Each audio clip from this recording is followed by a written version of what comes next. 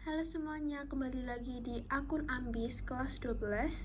Jangan lupa subscribe ya, karena aku akan lebih semangat jika kalian mendukungku dengan cara subscribe. Di sini, saya akan membahas tentang fisika kuantum. Yang pertama itu ada teori dari Stefan Boltzmann. Rumusnya ada P. P itu merupakan energi tiap satuan waktu. P itu juga bisa menjadi Q per T, dan rumusnya itu E tau A T pangkat 4. Kalau kalian biar mudah, seperti ini aja, E tau A T pangkat 4. Tapi kalau intensitas itu P per A, jadi IPA cara nginget-ngingetnya. Rumusnya itu tanpa A, karena ini kan jika dibagi A, ini A nya hilang kan, jadi rumusnya seperti ini. Ini keterangannya sudah aku tulis. Lalu yang kedua ada teori Wien. Teori Wien itu rumusnya, biasanya kalau misalkan di buku-buku ini C ya, tapi ini saya ganti B, terserah kalian mau ganti apa, atau B juga boleh, C atau juga boleh. C sama dengan lambda maksimum kali T. T itu suhu, dan lambda sama T itu berlakunya konstan. Di sini ada syarat-syaratnya. Jadi lambda dan T itu berbanding terbalik. Lalu kalau intensitas 1 lebih besar daripada intensitas 2, maka lambda 2 lebih besar daripada lambda 1. Dan ini lainnya. Lalu yang ketiga ada teori Planck atau energi foton. Energi foton itu E itu H kali F. Hanya ini merupakan tetapan Planck yang bernilai ini 6,63 kali 10 pangkat min 34 Joules. E sama dengan H kali F ini bisa diganti dengan H kali C per lambda. C itu merupakan kecepatan cahaya yang nilainya 3 kali 10 pangkat 8. Lalu frekuensi itu satuannya Hz, dan lambda itu panjang gelombang. Nah, kenapa ini bisa jadi rumus ini? Karena frekuensi sendiri itu ada rumusnya, yaitu C per lambda. Jadi ini diganti C per lambda kan jadi H kali C per lambda. Lalu ada banyaknya foton, N foton, N itu banyaknya.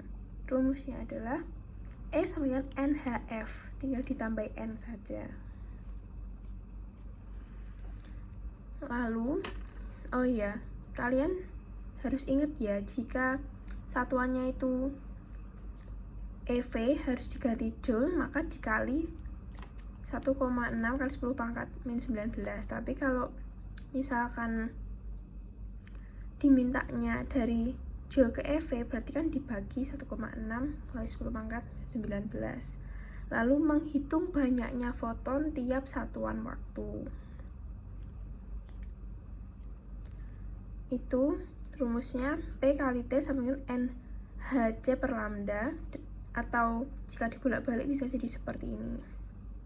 Sebenarnya ini tuh cuma penurunan aja dari rumus-rumus di atas supaya kalian lebih mudah jika menjumpai soal. Lalu menghitung banyaknya foton tiap satuan luas satuan waktu. Rumusnya P per A kali T sama dengan NHC per lambda kali A, atau intensitas kali T, N sama dengan NHC per lambda kali A, atau intensitas lambda per HC sama dengan banyaknya foton per waktu. Lalu selanjutnya ada dualisme gelombang partikel. Cahaya itu dapat menjadi cahaya sebagai gelombang dan cahaya sebagai partikel. Kalau cahaya sebagai gelombang itu contohnya interferensi, disfraksi, polarisasi. Jika cahaya sebagai partikel, contohnya efek fotolistrik, sinar X, efek Compton. Lalu efek fotolistrik. Efek fotolistrik itu juga berhubungan dengan teori Planck tadi. Jadi jika ada foton yang menumbuk logam, itu akan menghasilkan energi kinetik. W0 ini merupakan energi energi gelombang, ambang logam, fungsi kerja logam, energi minimal untuk melepas elektron. Jadi ini konsep kerjanya, misalkan foton menumbuk logam, tapi itu logam fotonnya yang menumbuk itu lebih kecil, maka tidak bisa lari energi yang dihasilkan logamnya. Lalu energi kinetik biasanya itu juga ditanyain di soal. Rumusnya itu ada E min W0, atau E tadi kan H kali F min H kali F0. Ini syarat-syarat terjadinya fotolistrik. Lalu intensitas foton itu apa? Intensitas foton itu intensitas yang mempengaruhi banyaknya fotoelektron yang keluar, atau arus fotoelektron. Ini grafiknya. Biasanya di soal itu juga dalam bentuk grafik. Lalu cahaya sebagai partikel.